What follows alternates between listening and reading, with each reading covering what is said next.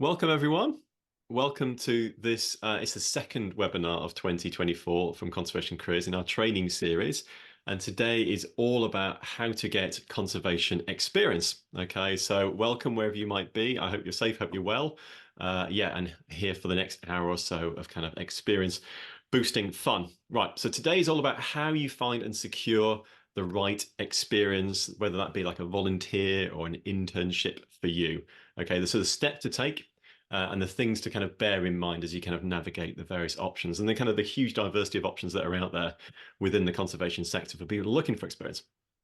So what we're going to do is we'll briefly introduce ourselves, myself and Christy, who are here kind of leading you through the session here today. And as we do so, we'd love to hear from you. So if you can kind of find the kind of chat button, I think we're all up to Zoom nowadays, aren't we? So find the chat button. We'd love to hear who are you and where are you? Okay, so I'm Nick. Okay, I'm based in Oundle in the UK. I'd love to hear from you guys. Where are you? Who are you? I'd love to kind of see, where you are across the globe. That's always kind of a bit of fun. So welcome wherever you are. So briefly about me. Okay, so my name's Nick. Nick Askey. I'm the Director of Conservation Careers. Been working in conservation now for 25 years, something like that. And I very much started off as a volunteer back in the day. So whilst at university, I ran the York University Conservation Volunteer Group, like a society.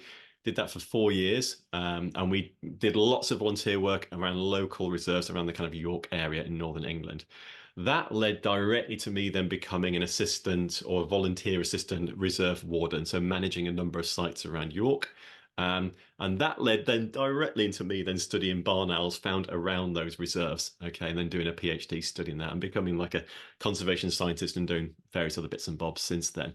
So really from my side, like volunteering has been really essential in terms of kickstarting my career, getting my hands dirty. And I think on reflection, it's actually been more important certainly than my degree at the beginning of my career. My partner in crime, as is often the case in these events, is Christy Foster, who's down in Rio. Hey, Christy. Hey, Nick. Hello, everyone. I'm Christy Foster. I'm based here in Rio. I'm head of programs at Conservation Careers. And yeah, super similarly to Nick, I think getting conservation experience was a huge part of getting into this sector and kind of guiding where I went even. So I graduated from a degree in geology initially and wanted to work in conservation. So I volunteered with a master's research project doing biodiversity research in this jungle of southern Mexico, where they paid my accommodation and I got to spend a ton of time in the field. It was amazing. And from there, I went and did a 6-month internship in Kenya with a research organization. And that one had a stipend that made it basically like a salary for me. And after 6 months there, getting fantastic experience in communications, it turned into a paid job. So also really transformative for my career. But I've also done really part-time low-key stuff. So I volunteered with restoration projects on and off in Canada. And about 10 years ago now, I volunteered as a conservation careers blogger with CC when conservation careers was just starting. Yeah. So And you're still here. Where that was going to land. Yeah. Lead. It's amazing. And I think that between us, it kind of shows all the different types of experiences out there and more. We're going to talk a lot about diversity over the next hour or so. Yeah, and that's so important. Let me just jump into the chat. We've had loads of chats and hellos. Thank you everyone for sharing. Obviously, I can't read everyone out, but I'll name check some places. I've seen Germany. I've seen a lot in the US. Obviously in the UK, we've got Wales. Welcome.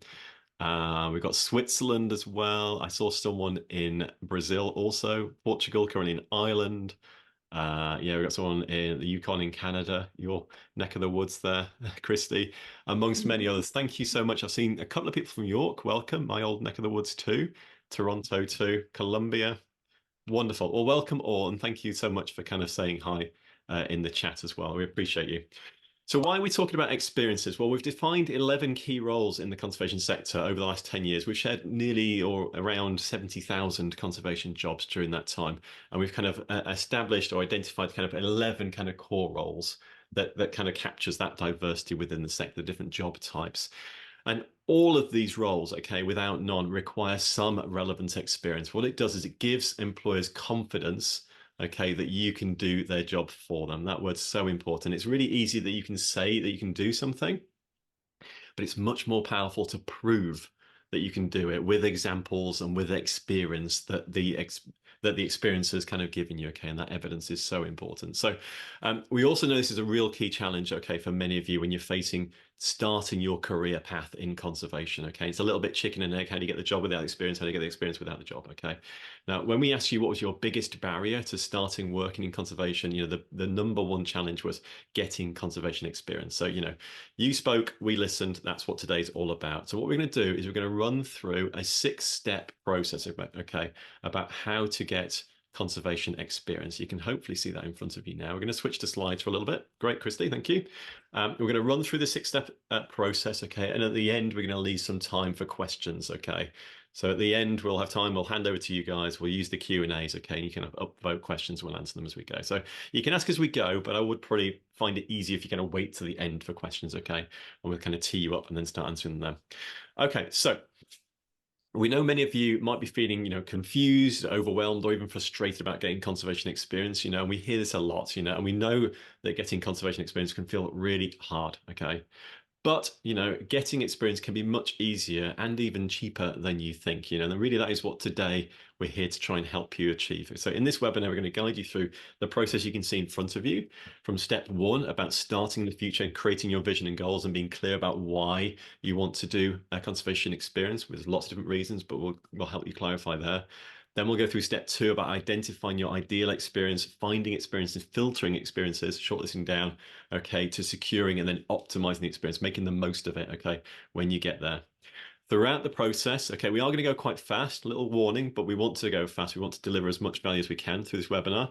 And what we're going to do also is going to arm you with some resources, okay? So we're going to be dropping resources into the chat as we go that relate to what we're talking about. We do have downloads and guides and webinars all freely available, okay, which we'll drop in. So if you want to go deeper on some of these topics, we'll be dropping them in as we go. We'll also share links again at the end, okay? So if you miss them, don't worry. You can just sit back and kind of let it wash over you too, okay? So Christy's going to start us off with step 1, starting in the future. All right, thanks, Nick. Yeah, so this step is all about having a clear vision of the future you, what you're creating, so that it's much more likely that you find an experience that is fulfilling meaningful goals for you, because we're all different. So if we just go to the next slide, let's just first look at how most people start planning for conservation experience. Usually most of us hear that it's really hard to get a job in conservation, that you need lots of experience, volunteering, interning in order to kind of get your foot in the door, right? So what most people do is they start asking other people, okay, what should I do? What should I do to be employable? Or, we jump onto Google and type in things like conservation experiences or conservation volunteering. And I think for most people, when you spent a few hours or days or maybe even more on Google, it's pretty easy to start feeling overwhelmed, confused, lost, frustrated, even like you might want to give up, because there's so many options out there. And when you're on Google, it probably looks like most of them cost a lot of money to do too, which may or may not be a fit for you. If you relate to this, feel free to tell us in the chat. I'm willing to bet some of you do. So we're not going to start with asking other people yet, or by typing anything into Google. We're going to start with you, because this is, after all, your future, your career that you're creating. So let's make it one that's right for you and inspiring to you.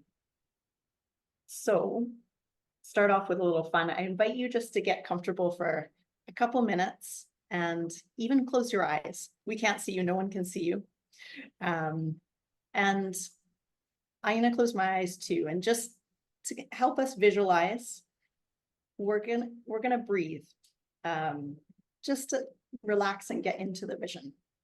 So just breathe in for 4 counts. 1, 2, 3, 4. Hold it for 1, 2, 3, 4.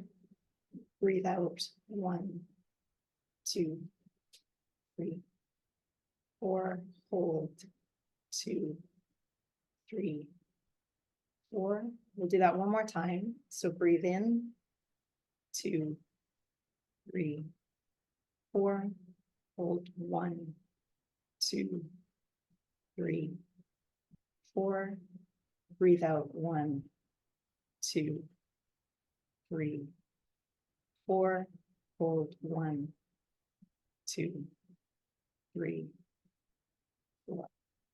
And I invite you just to keep your eyes closed if you'd like to. And just imagine a future version of yourself. You just finished a conservation experience, and it was everything that you wanted and more. It was an incredible experience. It couldn't have been any better. Standing there in the future, after you finished your conservation experience, what can you notice? What is this future version of you like? What does it feel like knowing that you've completed a conservation experience? What have you accomplished? Whether that's personally, whether that's professionally. What else is present for you or for other people? Just notice whatever comes up for you. And don't worry if it seems a bit impossible right now. In this moment, it's all possible. Just notice whatever comes up for you. There's no right or wrong answer. And when you're ready, I invite you to open your eyes, come back, and just notice what transformed between now and the end of your experience. And while it's fresh in your mind, just jot down whatever you saw, whatever you noticed. And as you're writing that down, as you're capturing it, let's just take a moment to consider that there are many reasons to get conservation experience. Here are just a few examples. Feel free to put other ideas in the chat. So maybe you're getting conservation experience to become employable, to become competitive for a specific role. Maybe you're getting experience to explore the job market, just to test drive different types of roles to see what's right for you. Maybe you're supporting conservation. You just want to get out there and take action and get involved. Maybe you want to grow personally or develop personally or professionally. Maybe you want to travel, see a new place, a different ecosystem, a new culture. Maybe you're in a transition period in your life and you want a fresh perspective. Maybe you just want to have fun. And there's so many other reasons beyond that list. So the question is, what's your why? Just take a moment to record it, whatever you think it is for you. And if we go to the next slide, thanks, Nick. With your why in mind and your vision in mind, let's just write at least one quick SMART goal around it. So by SMART, that just means something that's specific, who, what, where, when, why, and or how. Something that's measurable. There's a way you can tell when it's been accomplished. There's some clear metric. It's attainable. It might stretch you, it might challenge you, but it's still possible. It's relevant. It's something connected to where you want to go. It's meaningful for you. And it's timed or time bound. There's a date when it'll be accomplished by. So we've given just one example here, which is by August 2024, I want to publish 3 articles that I can add to my CV or resume in order to evidence my writing skills for communications jobs. Just one example of many different goals. It's super personal to you. So take a moment to record your SMART goal. Don't overthink it. Feel free to share it in the chat. And let's just talk quickly about if you're doing experience in order to become employable, as probably many of you are. Our top tip is actually to do a gap analysis. So rather than guessing what experience or relying on other people to tell you what experience to do, you can actually just go out and do some research to find out what are the skills, the knowledge, the training, the experience, etc., that you need to be competitive for that role. So this is a It's a process that we guide people through in our Kickstarter training. It's also something that we're going to dedicate a future webinar to. And in the meantime, if you want just an overview, we've got a great guide to the 11 key conservation rules that give kind of a general overview of the requirements. So we'll pop that one in the chat. Amazing. Just popped Thanks, in the chat as well. Yes, it'll be in there if you find it. Thank you, Christy. Enjoyed Yeah. that breathing exercise too. I breathed in too fast at the beginning. I couldn't hold it for 4. I was done by 2, but there you go. Right. On to step 2 then. Okay, so identifying your ideal experience. In this step, what we do is get to know the different types of conservation experiences so you can find the right one for you. Okay, so to give you a bit of an idea of the different types that are out there. Now, it might seem to you like most conservation experiences are available, but they have like expensive fees. Yeah, they're located maybe in remote places. They have a significant time commitment to participate, or maybe they're just designed for young people, And if you don't have spare money and time to travel and work in the field, and maybe you just don't therefore fit in. Well, most people who come to us at CC, believe this is the case. But what the sector's really like is actually quite different, okay? Just like the conservation sector as a whole, in terms of all the different job types that are out there, conservation experiences are equally diverse. So, as you'll see, we've published, exactly 4,819 conservation experiences on our website to date, and still this is the tip of the iceberg. There's a huge breadth of experiences out there. And let's talk just at a high level, about the differences, particularly between interning and volunteering, okay? Because they're the ones that are most commonly talked about, okay? So focusing on interning for a second, okay, what is interning? Well, the primary goal of interning is that you choose to do something specifically to develop your skills in a chosen area. So it's very much kind of skills-based focus. The experience is often like in-house or close to almost like working for an organization, almost like as an employee, as almost like a staff member, if you like. And they're often kind of longer term commitments. It may be full time, may even be paid sometimes, or may not, but they're kind of longer term, deeper commitments in-house where experience and skills are the kind of key things. Volunteering, in contrast, although there's definitely overlap between them, the primary goal of volunteering is often about supporting conservation. It's about supporting the cause, okay, and helping the cause and being passionate about the thing that you're doing. The experience is often like a little bit further away from working as an employee or worker, and it's often a bit more short term. It can be part time, it can be more flexible, often unpaid.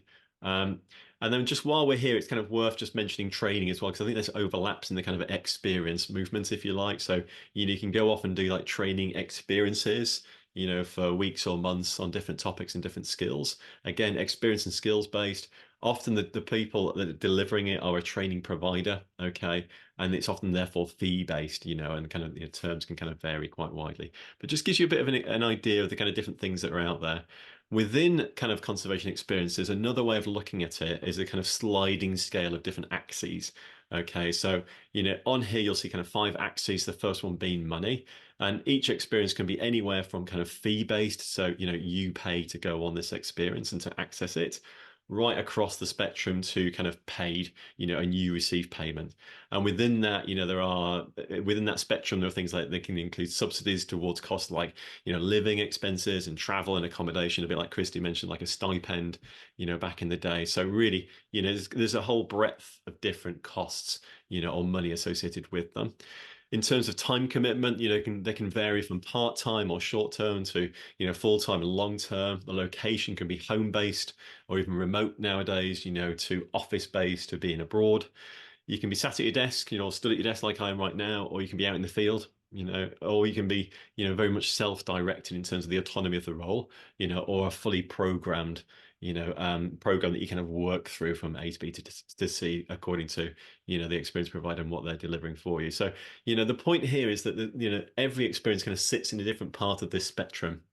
And it's not one or the other. It's kind of like it's a gradient. Okay, everyone is different, and I think the key question is just understanding what's important to you. Okay, what type of experience would suit you best, and that's really personal. There's no right or wrong answer to that. Okay, but understanding your needs and your priorities, okay, is going to help to kind of guide you as you kind of navigate your options. Okay.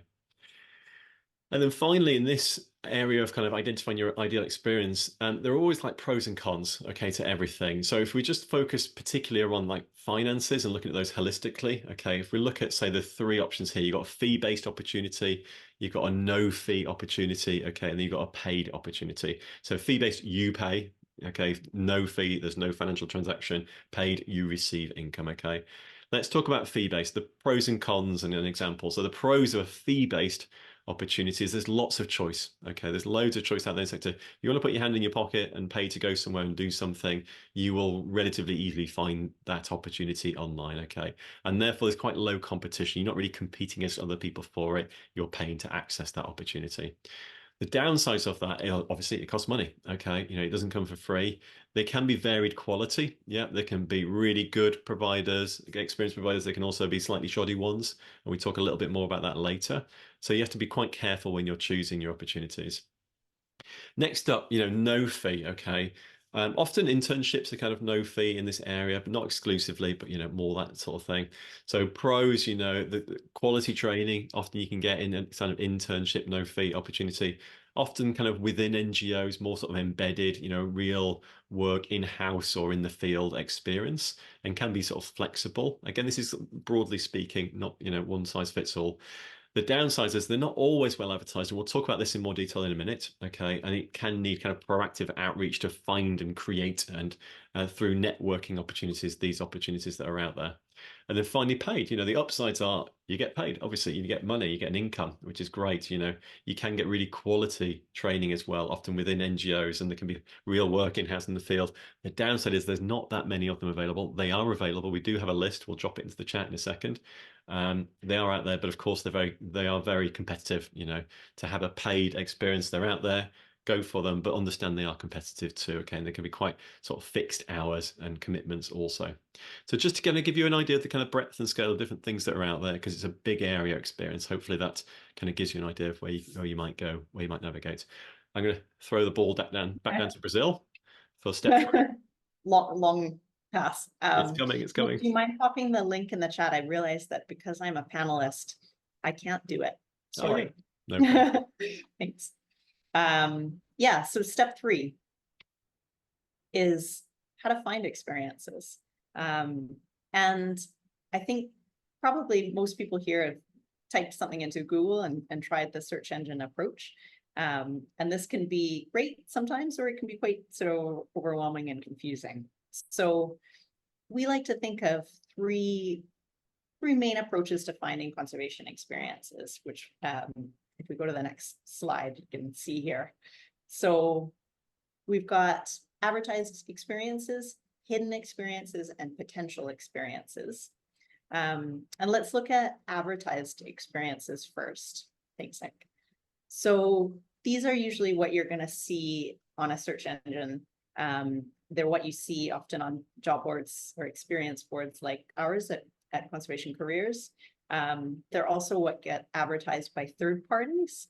So these are companies like, for example, Nauticate or Global Nomadic or Oyster that work with the actual experience providers on the ground in country. And the way to find these is via search engines, via job boards, going to those third parties, going on LinkedIn, social media, and we'll pop a link in the chat to our experience board also, which has some great stuff on there. Then there's hidden opportunities or hidden experiences. So these are ones that aren't necessarily advertised, or they're advertised, but they're not advertised very widely. So for example, it might be like a really small NGO that just doesn't have budget for advertising widely. Or they might be organizations that just prefer to recruit participants via their own channels, their social media or their network, something like that. So for hidden experiences, we recommend creating a hit list of organizations that you're interested in, using your network to find out about opportunities, find out about organizations, using social media, because some organizations will just post to their social media pages. And we'll share a link to our job archive, which is a great place to find out, thanks, Nick, about different organizations in conservation that you might be interested in. And last but not least are potential experiences. So these are ones that don't actually exist. You create them together with an organization. And same kind of approach, you can create a hit list of organizations of people of interest. You can do your research to get to know them, get to know what they need, get to know their projects, get an idea of how you might be able to be involved or support them. And then you go and craft an approach and reach out to them. So we actually have a whole webinar on this that you can watch if you want to try this out yourself. We'll pop that in the chat too. All right, There thank goes. you. Yeah. And I have to say that webinar is probably the most shared webinar that we've done, because it does go into the sort of step-by-step details about how you find and connect to people who can create an experience with and for you. Yeah, and it's really valuable. It's super cool. Right, thank you, Christy. Over halfway. Okay. Step 4, we're talking now about filtering experiences, and depending on your search, you may have come across like many experiences and opportunities that you'll need a way to filter them down. It's really easy to kind of go down the rabbit hole and just have loads of experiences. It's time to kind of shortlist them and kind of get real about which ones are right for you and which ones perhaps are not. The idea is not really to generate the right or the perfect answer, but to be clear about how the experience aligns with what's important to you. Yeah. Arusha, you're asking where is the webinar? Okay, it's in the link in the chat. Okay, did I not share that? I did. Yeah, it's there. Sorry, there it goes. There it goes again. Right, so let's start with what we do is we recommend, like, once you've got your list together, start with a really quick and dirty system of scoring as follows. Okay, for each experience, and you'll see here like 1, 2, 3 as examples of 3 experiences. You might have a lot more. Okay, just to create more columns for each experience you've got. Give each one a scoring or a rating out of 5 for, how excited are you about the experience? I think that's really important. I think excitement tells you a lot about your subconscious and how much you want to do this thing and how much passion and energy you're going to put into it. So it's really important to kind of look at that. Second up, not just that, how well does this experience fit my why or my goals or my intention or the outcomes I want, from this experience? Again, it's easy to get excited about something, but actually it's not really going to be delivering what it is you wanted in the first instance. So we're going to keep coming back to this idea of like, keep focus on your goal and what you're trying to get out of the experience as you kind of work through each one of these steps, and you won't go far wrong. So how well does it fit? Okay. And then finally, how well does it align with my ideal experience? So remember, we're talking about the sliding scales of things like money and time commitment and location, environment, autonomy. Okay, you're not going to find something that fits everything, but understand the priorities. Okay, gives you that kind of compass to work from. Give yourself a rating out of 5. From that, you can kind of create a simple rating or ranking system, which will help you to kind of filter some out and keep some, in the pile. Okay, and it helps you to kind of move forwards that way. But quick and dirty works well at this point. Okay, but so at this point, I just want to take a moment just to kind of talk a little bit about exploitation, okay, in conservation experiences to ensure it doesn't happen to you, because it can and it does happen out there. Let's be honest, okay. Exploitation experience, it happens when someone has an experience which gives a participant far less return on their investment than they expected. Okay, so that's the real key thing. So if you feel you've not got as much out as you feel you've put in, and it's falling way below expectations, okay, then it could be, defined as exploitation. And it's very much a kind of personal balance between the investment that you put in, and really there's only 2 things you're investing. It's either time and or money. Okay. And then it's the outcomes that you get from that. And the outcomes can be, as we've already discussed, it could be about employability. Are you now more employable, in your career? It might be about test driving your role or networking or supporting or having fun. They're really kind of personal, and the reasons you do them are very personal to you. But it's about the balance between the two and getting that balance right. Okay. The best way to explain it, really, I think, is just to use kind of a quick example, okay, of 2 different people going on exactly the same experience, but having quite different outcomes as a result, okay? So example A on the left here is Sarah. Sarah is a recent university graduate, and she's looking for work. She's living back at home with her parents, and she's currently unemployed and has loans to pay off. And she identified that she needs more experience and knowledge of radio tracking animals. Okay, that's something she really wants to kind of go and do more of in her career. And she decides to sign up for a paid volunteer experience costing £500 for 2 weeks to radio track meerkats in Namibia. Okay. After the experience, she finds that the prospective employers don't really value her training that she did there as much as she'd hoped. and she had lots of fun, but it wasn't really given the employment boost that she was looking for. Okay, so that's Sarah. On the other side is Bob. Bob's an IT professional and he's got a wife and 2 kids. He loves animals and especially meerkats, and also signs up for the same volunteer work experience as Sarah, and he meets her there in Namibia. He wants to have some fun. Okay, these are his goals. He wants to travel, meet like-minded people, and support a good cause and see meerkats up close.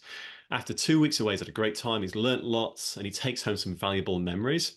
He even decides he wants to apply his IT skills to helping conservation efforts and starts to explore switching careers as a result. Now, when we step back and look at Sarah and Bob, you'll see that their outcomes and what they're looking to get from the experience are quite different. Okay, so Bob here in blue, okay, really wants to have fun. He's interested in them. He's really passionate about the cause. And he wants to meet like-minded people. Okay, whereas Sarah really is into it for employability and sort of test driving a job. Really, those are kind of her kind of core things. In terms of the investment, £500 feels like a lot to Sarah, okay, who's paying off loans and living at home without a job, whereas to Bob, who's mid-career IT professional, it actually feels like quite a cheap holiday for him. So there's different outcomes and different investments. But when you kind of plot it out and sort of stand back and look at, outcomes, for Bob, he had a really positive experience. Okay. And you look at like the return on the experience, even as we kind of talk about it, which is outcome over investment. Essentially, I say it was a low cost holiday for Bob and he had a great time. Okay. So he had a great outcome and it was low investment for him individually. Okay. So positive, you can see in the green. Sarah, had a negative experience, relatively speaking. Though she had a good time, the outcome wasn't what she hoped for her career and her employability, and the cost was quite high to her. So she's sort of sitting there in the kind of the top left kind of negative corner. The point being here is you can see like two people can have the same experience but quite different outcomes. Okay, when we look at the return on their investment or the return on their experience. And the question, I guess, really is, was the volunteer experience exploitative for Sarah? Okay. And really, this depends largely on if she chose the wrong experience, in which case it was kind of her bad in the research, or was it misdescribed to her? If the volunteer experience was misdescribed, okay, and therefore she didn't get the outcome she wanted and the investment wasn't worth it, then it could be described as exploitation. So do you want to kind of show you the ways of thinking about these things and try and sort of break it down and make it a bit simpler? The key thing I think from your side is how do you avoid it? How do you avoid exploitation? Well, a few things to bear in mind. One is understand exactly what your goals are from that you want to get from the experience. We keep talking about that, but that really does kind of provide the guidance. Okay, why are you doing it? What precisely do you want to get out of it? Be clear. You find the right opportunities that are going to deliver that. Do your research and due diligence. Okay. Do your online research, ask questions to the organization, talk to previous participants, really important. Look at things like Trustpilot and other ranking and rating websites out there to kind of get the inside knowledge on the organization. Create your own volunteer opportunities. I shared that webinar a second ago. It's a great way to kind of not limit yourself to what's advertised and create something that really matches what it is you want. And I think really important, if you do find that, inaccurate listings or inaccurate advertising that could therefore lead to exploitation, do share them. Let us know, let other websites know. We do want to know, and we will pull them down if we do find them as well. So hopefully useful. I think that's really important to kind of bear in mind as you look at this huge diversity that's out there in terms of experiences. Right, ball coming back down to Rio. Lots of information today, and we're kind of powering through all the good stuff so that we can leave you guys time to ask questions at the end. So hopefully everyone's doing okay. I think that's super important to recognize that the whole exploitation topic, it's really about understanding personal goals and doing a lot of research. So. And actually, just on that, Christy, if people do want to know more about that, we do have a big guide on exploitation. We go more into detail, and we have a podcast too where we talked about it specifically. We won't drop the links, and we don't have them, but they're all on the website. Okay, so step 5, how to secure an experience. So now you know what you want, you know what you're going for. This is all about how you stand out from the crowd when you're applying to an advertised opportunity or approaching an organization. So we talked earlier about the different ways to find experiences. If you're going for an advertised experience or a hidden experience, that's what you want.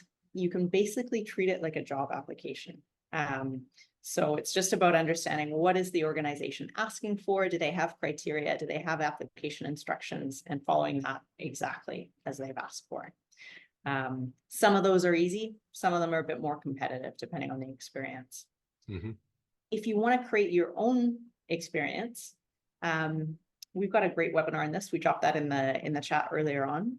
And you can follow that process, but basically it involves going and creating a hit list of organizations of interest, doing your research into them, like really getting to know what they're about, their projects, their goals, how you might get involved, how you might help, and then crafting an approach, a way to reach out to them, to kind of start building a relationship and see if there's an opportunity to create an experience together.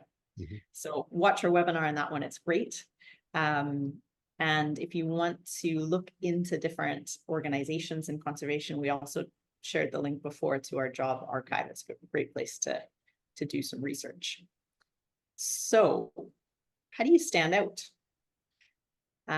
We're not going to go into great detail on this because we have a ton of guides. We've produced a ton of guides, and a lot of them are sort of free material that you can use already. But I think most people don't realize that the quality of their applications, whether for a job or for an experience, actually stops them from getting anywhere. So let's illustrate this with a couple examples. So this is example one. Maybe this is from someone's CV or resume, and it says, diverse conservation hands-on experience in the field, as well as environmental education with various local groups. And then we've got another example, and it's got kind of like a subheading, field research and environmental education. And it says, co-led 3-month butterfly and reptile diversity surveys in Peru and shared findings with 35 local community members, including 20 youth. So just take a moment to pop in the chat which one you think is more powerful, which one you think is stronger if you were, the person who is recruiting interns and volunteers. Yeah, over right? But why? So if we go to the next slide. Yeah, nice. We've got a lot of guides on this, but we've kind of boiled it down. If you're writing your application, there's 3 things you can do to check if you're writing something that's powerful and effective. So the first is, what am I evidencing? Like, how does what you're saying relate to the criteria, the qualifications, the requirements that the organization is asking for? What are you evidencing? The second question is, could somebody else write this? Because if you read a sentence or a paragraph or even a phrase in your application and someone else could write it, chances are that you've written something that's a bit too vague. It's sort of just empty words, and you need to be more specific and use more evidence to get your message across, and show how you're unique. And then the third sort of trick or test is, does this, word, phrase, sentence, even paragraph add to my message? Like, does it change your message? Because if it doesn't, you can probably remove it and be more concise.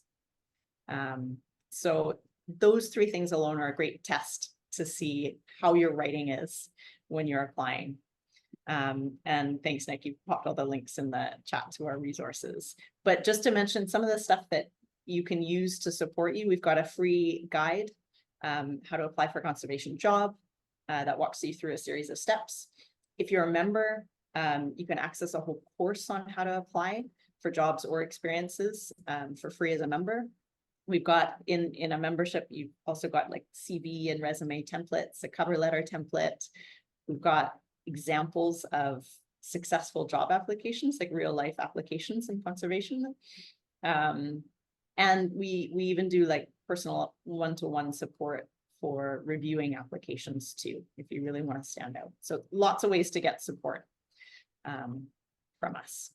Yeah, absolutely. Don't let it be a hurdle. And it is a hurdle for a lot of people. Like, as you say, we do review a lot of applications, and I hate to say 80+% of them are just not kind of making the cut.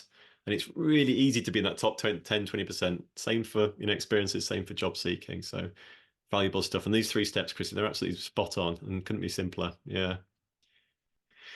Right. Final one then before we kind of go to Q&A, is about optimizing your experience. So you've started from the future, you've identified, you've shortlisted, you've filtered, and you've secured an experience. Okay, now you've landed something, and congratulations. Now the real fun begins. It's about ensuring you make the most of that experience. Okay, now you've got it. Okay, so three simple steps, which I'll walk you through about making the most. Okay, before we go to Q&A. So first thing is before you go. Okay, so before you go, think, as always, keep coming back to this point, keep your goals in mind. Okay, be really clear on your goals and why you're doing it. Okay, so this is going to be your compass. It's going to guide you to make sure you're going to make the most of that experience, make the most of every day. Okay, and that you're going in prepared. I think really important in this is if you can share your goal or your why, the outcome you want to achieve, okay, with the experience provider before you go. Okay, I think that's going to really help you to ensure that you get the most out of it, because they can kind of create and mold and spot opportunities for you to kind of go deep in the direction that you want to go while you're there. If they don't know you want communications experience, they'll never say, well, you could write this blog for us or whatever it might be. Okay, so just sharing your goal will really help. Being prepared before you go. Okay, so if you're going to like a new culture, if you're going to do remote work or whatever that might be, just get to know about where you're going, the differences, to make sure you can make the most of it, make sure you're traveling safely, the logistics, any kits you might need to take, whether you're going to be isolated, whether you need specific support, all that sort of stuff. Okay, so do your research and make sure you're kind of going ready to kind of make the most of it, and you're prepared for what's going to hit you, if you like. And then finally, at this point, you could actually think about raising some funds, and we can talk a bit more about that in the Q&A if we need to. But there are ways in which to kind of fund your expeditions or your experiences too. And now would be a good time to do that once you've kind of secured that opportunity. Right, so that's before you go. A few things to kind of bear in mind. Like while you're doing your experience, whatever that experience might be, we're talking here about a trip, but it might be remote work, it might be going to an office, it might be a different type of experience. Okay, guy here called Mike Pegg, 8, 9 years ago, kind of shared some advice with me, which I still come back to, I think, when people are kind of doing experiences, and particularly internships, I think is quite good. So stripping it down to what he said, volunteer for everything. When you're in an experience like this, really put yourself out there and make the most of it. Say yes to things, okay, and make the most of that opportunity. Volunteer for everything, obviously within limits, but really be open to opportunity and create opportunity for you while you're there. If you're doing some work, do a superb job. Okay, check everything 3 times before you hand it in and make sure it's as good as you can be. And if you are handing work in and reports and whatever it might be, give them the work back, thank them for the opportunity, and then volunteer to do the next job. Okay, again, be open, be really useful. And then every day, he sort of said, when you go home at night, write down 3 things that you've learned that day about being successful in the world of work. So write down 3 things you've learned each day to keep improving, okay, and to keep trying to move the needle. Right, last slide, literally. Okay, so the final step is, you've done the experience, you've made the most of it, you've got the right experience, you've come home. What do you need to bear in mind after that trip? I think really, share your honest views, okay? Really, tell the world about what your experience was. Go through websites like Trustpilot we have here in the UK, and actually give people a proper rating and tell them, honestly, the highs and the lows and the challenges of that experience, because it'll help people, down the road, who are also then looking at those experiences as well. It'll also help the experience providers actually to keep improving and getting better as well. Okay, and do share your views with them too. Um, Update your CV with this new evidence. You've done some experience, if it's for employability purposes, make sure you've worked it into your CV, you've captured the kind of great examples, and you can use that in applications and in interviews as well to tell your story. And if you're updating that, your gap analysis that Christy touched on earlier, if you know the skills for the particular job that you're kind of working towards, what you've now filled, there might still be some gaps. You might still need to kind of go off and kind of fill those gaps as well. So just be clear on that. You might find you've now got everything you need. Okay, you can kind of move forward and do that application. Whew, right, that's it. Okay, we did say we'd finish at 1:45, Kristen. It is now Woo. We made it. 7:44, so we can dither for like 20 seconds. No, perfect. Perfectly on time. Yeah. Okay, well, I hope that was really useful to you all. Thank you so much for coming along. We've now got time for Q&A. We're going to be here for at least 15 minutes answering any questions you might have. We have been, as you say, like dropping, resources into the chat. I'll drop another load in here again in a second so you can kind of go to them. So questions and answer session, it's over to you now, okay? Use the Q&A button, please. Keep your questions to like one sentence, one short sentence, ideally, please, like maximum. We don't want to be reading essays. It's much easier to kind of read a short, pithy sentence. Do feel free to jump in, read other people's questions as well, and upvote them if you want. So if we do get lots of questions, okay, we'll just start at the top and work down. That's the easiest order for us to kind of work in. Okay, so use Q&A. Keep your questions short, please, and do feel free to kind of vote other questions if you like the look of it. Okay. Whew, that was fun. That was a lot of information shared, but hopefully super, super useful and valuable to you all. Right, I can see some questions in there already. I'm going to drop these resources in as well. Okay, so you can all kind of use them at your I'm say at your peril, but no, at your pleasure. You're not at your peril. No, no. Okay, right. I'm going to start with Sarah. Hi, Sarah McKissick.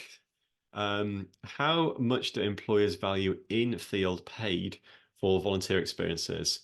If I've only done 1 month, should I be looking at internship or further training next? Okay, so I guess there's sort of two questions within that, isn't it?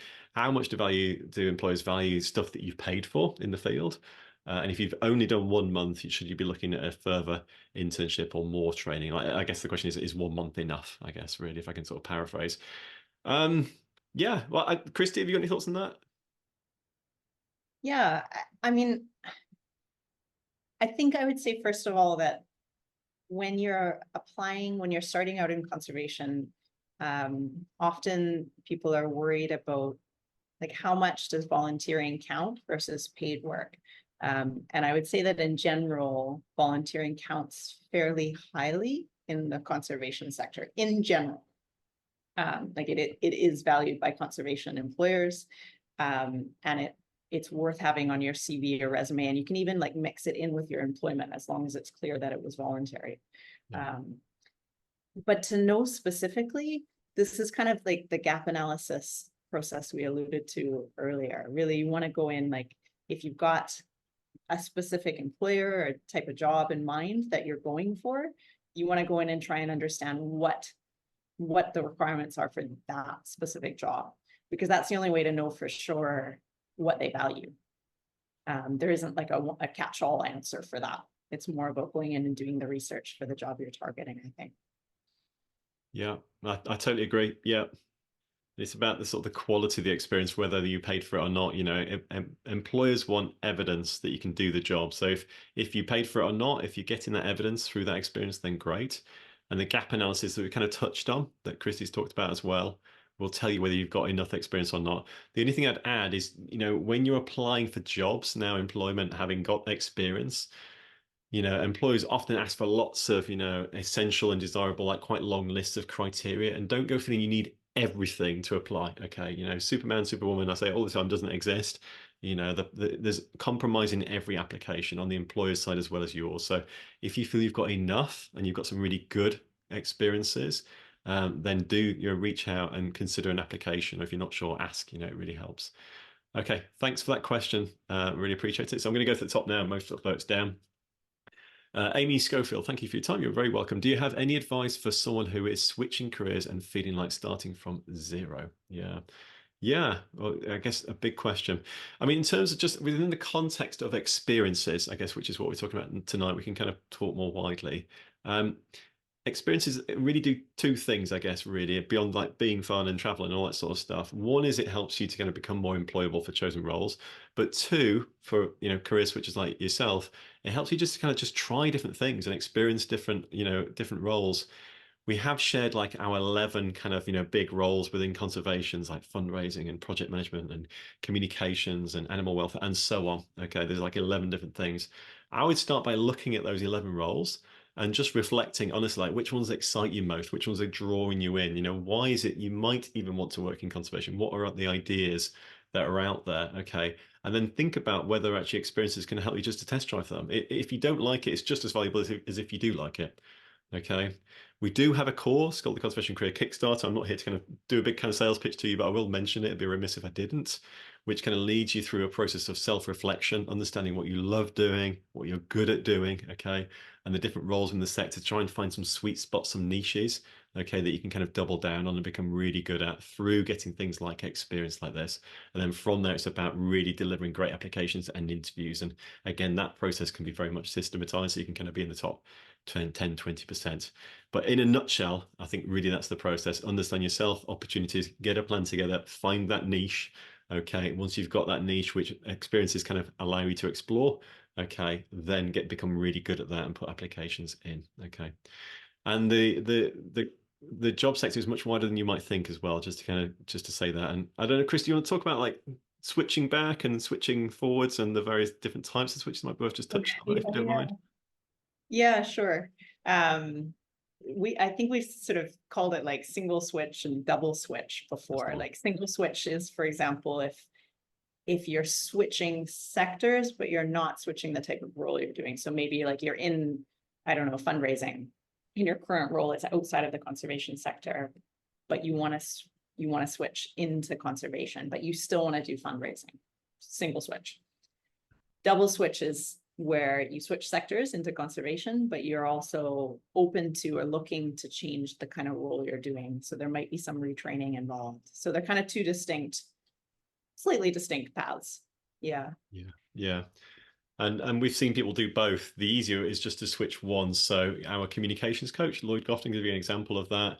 He's been working in communications and PR for 25 years. And we helped him to kind of switch careers into conservation. Now he does like marine conservation PR. So he's got all the skills. He's just switched his skills into a different purpose, if you like. And you might find, that there's a job waiting for you where all your skills are valued within conservation. It's so broad. Yeah, I wouldn't discount that. Right, thank you for your question. I'm going to kind of keep going down. Eleanor Cornish, I have no relevant experience. How do I gain that initial experience? Paid trips, question mark. Yeah. Well, really, that's what this webinar has been all about, really. Yeah.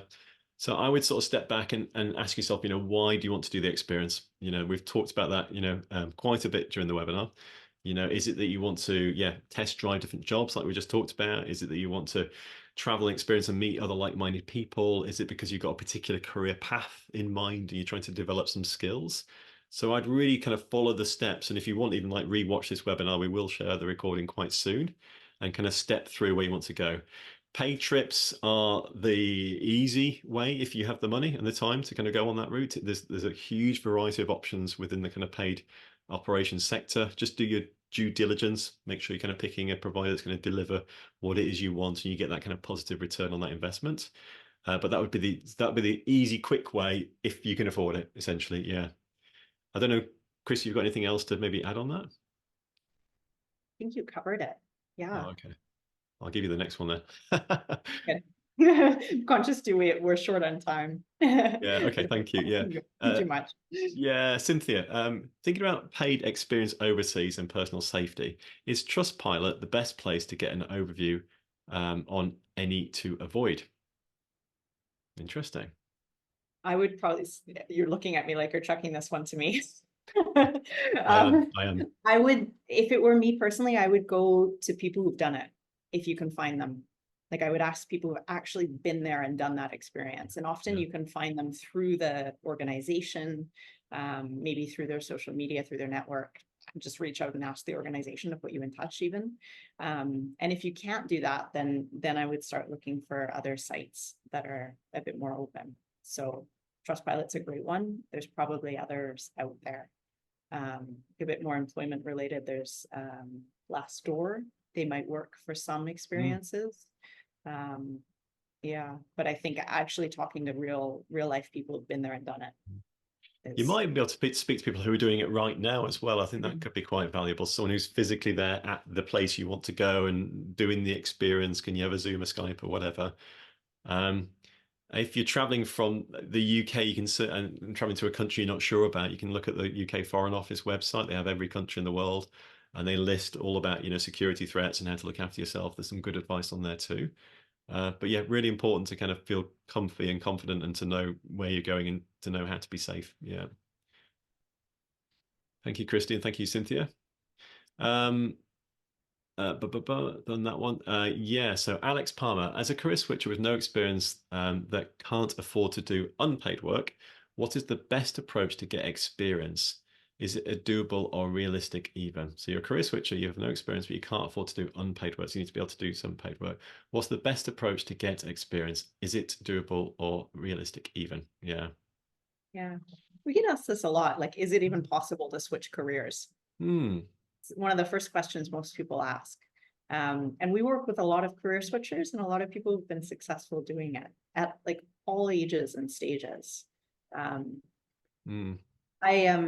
I guess part of this we could go back to like step 2 in this process where you kind of look at like the different types of experiences out there. A lot of them, it can easily seem like all of them are long-term, lots of commitment in terms of time, expensive, etc.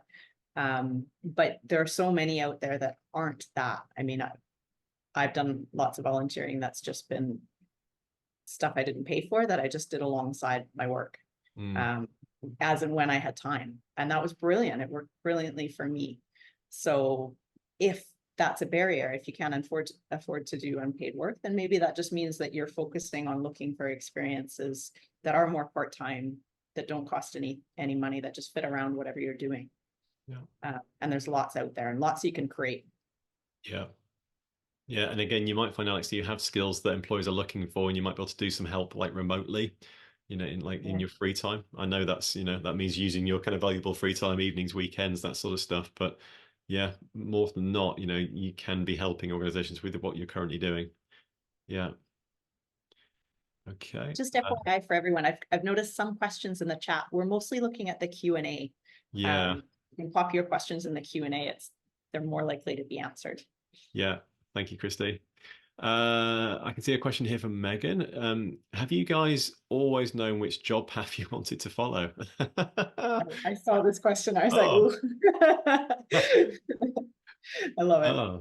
Oh. No. I don't think. I think the honest answer.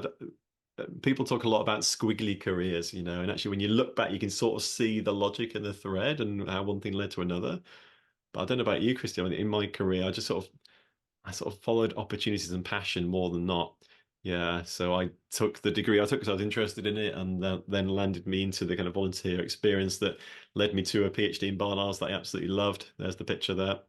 And from that, I then moved to work in a different sector because I found that academia wasn't for me, and I landed in another sector and so on. So I've been sort of following passions and opportunities. But at each stage, learning and trying to improve and get better and make sure I'm kind of iterating to something that's hopefully making me more and more happy and connecting more to kind of my passion and impact. So no, I didn't know. And it's interesting, like I'll shut up in a second, but like I remember it was New Year's Eve back in, I don't know, 2004, something like that, when I just finished my degree. No, finished my PhD, and I was leaving academia, and I knew I was moving to go and live somewhere else. I had no job in front of me, and you can kind of choose at that point to be like excited, or you can choose to be scared. It's like a choice. It feels like two sides of exactly the same coin, and I chose excitement. The unknown doesn't have to be a scary thing; it can be a really exciting thing, and that's, I guess, what I've tried to kind of keep going and keep grasp of is, who knows what might happen next, really. Christy, have you know what you've always wanted to do? Not a chance. I thought I knew at various points. No, I mean, I started out with a science degree in geology, then switched into sort of environmental work. Thought I wanted to do like science and research. Ended up loving communications, worked in communications, and then later realized that actually I love sort of supporting other people on their career paths. So it's evolved as I've gone. But I think over time you kind of see like there's a theme emerging throughout all of that, which is like where your core passion really is. And it becomes maybe more intentional over time. At the beginning, I was very influenced by what other people thought or suggested or talked about. And as time goes on, I'm maybe more influenced by actually what it is that I really enjoy and thrive in. Mm, So, but yeah. no, I didn't know I from the beginning. I think a lot of people feel the trend of at the beginning, applying for opportunities that are in front of you and kind of jumping on things because you need something, and it molds into kind of you taking more control and you've been creating the opportunities for yourselves. Yeah. We're about up on time. I want to try and get quickly through a few more if I can. I can see three in front of me, so I'm just going to take those three that are at the top, and we'll try and go a little bit more rapid fire at the end here. So Melissa Burks, I'm a writer and editor. I find it really hard to add evidence to my CV. Christy, that's totally in your wheelhouse. What would you say to Melissa? Show examples of your writing and editing. Mm. I'm a huge fan of putting like hyperlinks to examples in CVs and resumes and cover letters. I think that can be really effective because you can just link off to an example of something you've done. Obviously, not everything gets published or made publicly available, but chances are you've got something out there that you can just use as an example. Yeah. And Absolutely. I actually think like people who are communicators have a huge advantage with their applications because they've got that skill and that evidence. Yeah. I totally agree. Yeah, absolutely. Next up, and thanks for the kind words, guys. I have seen them dropping in. Jodie, what's the best way to get experience whilst doing an undergraduate degree? Yeah. Well, I think it's called evenings, weekends, and holidays. Yeah. Really, like alongside your studies, if you can be finding things like whilst you're at university, so there might be a volunteering, conservation volunteer society like helped out with, or there might be a local wildlife trust or something in your neck of the woods that you can kind of do whilst you're physically at university. Do make the most of that free time. I mean, have lots of fun, don't get me wrong, but if you can get some experience too, brilliant. And then you get the long summer holidays. That's a great time to go off and get some experience and do some trips and have some travel and have some fun as well. So my wife did a lot of that. She's a conservationist too during her studies, and she actually secured some funding from her university to go to some of these projects, during a kind of free time. So it's a great time. Don't just get the education, do try and get the experience because it will give you a kind of step up above other people, make you a little bit more competitive. So you're asking the right question, Jodie. Yeah, great. And then final one, Caroline, is there a danger that a paid trip would look more like a holiday to employers? Yes, if you're paying for something, again, it links to an earlier question, do employers value that? Christy? Yeah, I mean, I don't have like an immediate answer to that question. I think it's more about what did you gain on that experience? Because if you gained valuable skills, if you learned valuable things, if there's something that you can actually evidence when you then want to go and apply for jobs, then great. To me, it doesn't really matter at that point if you paid for it or you didn't, or you were paid for it even. Can you do the job? Like that's probably what it boils down to. Yeah, I I think that's totally more agree. important than. Yeah, and it's therefore it becomes about how you position it in an application, really. You wouldn't say, I paid to go on this thing and do this thing. You would say, during this experience, I did this and that. That as a result, this was the outcome. It's really about how you talk about what you actually did and what you achieved, as opposed to, how it was organized, if you like. That's sort of irrelevant, really. It's about the quality of the thing that you did. Yeah. Thank you so much, everyone. Huge thank you, Christy, as well, for being the co-pilot in this. It's been fun as always. It's been such a good webinar. We will share this so people can watch it back. You can always watch it back in the future. It'll go onto the website fairly soon. I do hope you've enjoyed it. I have. We shared loads of resources with you guys. You said some very kind words in the chat there as well, so we appreciate you all. Oh, Christy, it's been fun. It's been fun as always. It's always nice. We really look forward to doing these and kind of co-hosting Yeah. them. And this one, we got to pull together, I think, a lot of resources that like remain a bit hidden sometimes on our site, on our website. So we pulled them all together for you. And hopefully it's been really, really valuable. So thanks for being here. Yeah. Happy experiencing. Yes, yes. And do let us know if you do, go off and Yeah. secure experiences off the back of this. We genuinely love to hear that sort of stuff. So do drop us an email. We love to hear it. We are also thinking, just in the back of my mind, should we develop this into more of like a course? Now we've covered a lot, but each one of those steps we could go much deeper into. So if you think that's a great idea, again, drop us an email and we'll consider it as something we might do in the kind of near future. So yeah, thank you, everyone. Thanks for the hug from the Amazon, Carol. That's really kind of you. Close to me. Oh, it's just to you. Okay, no. All right, take care, everyone. We'll see you again soon. If you keep an eye on the website, you'll see the next event being advertised. They'll be in our weekly newsletters too, but you obviously know how that works already, so you turned up. Take care, everyone. All the best.